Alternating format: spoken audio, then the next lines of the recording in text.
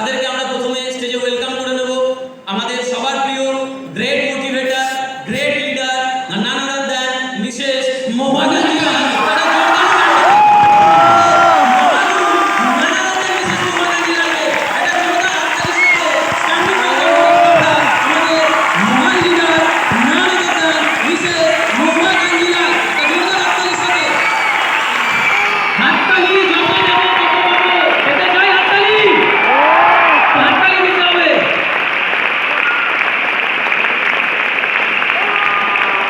Music वाले भैया, DJ वाले बाबू, थोड़ा गाना लगा दीजिए, थोड़ा बहुत 20-20 में गाना लगाएगा तो अच्छा रहेगा।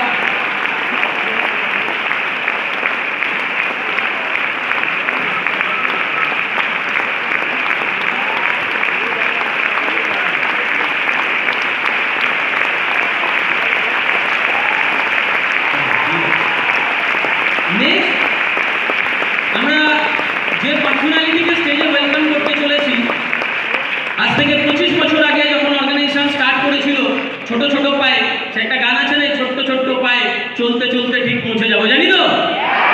সেই ছোট ছোট পায়ে যখন অর্গানাইজেশন তার জার্নি স্টার্ট করেছিল, সেই ছোট ছোট পা থেকে আজকে 48-49 লক্ষ একটা পরিবারে হয়ে গিয়েছে।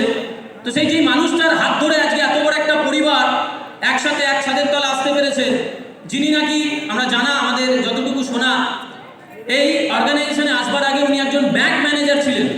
আজকে ডেটে সরকারি চাকরি কেউ পেয়ে গেলে জোড়া পাঠা বলি দেয়, হ্যালো, জানি তো?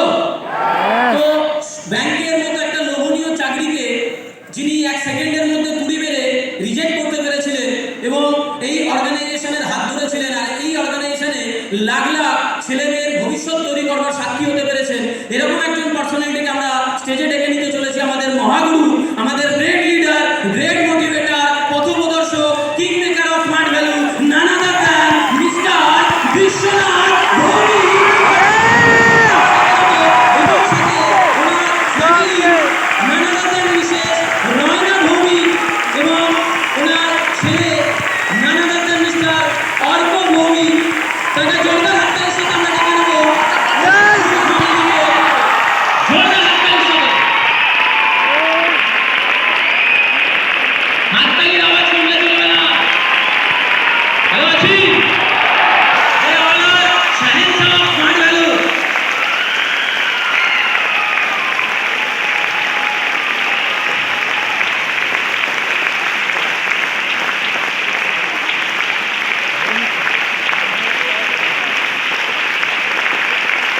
হ্যালো, হাততালি হয়ে যাচ্ছে?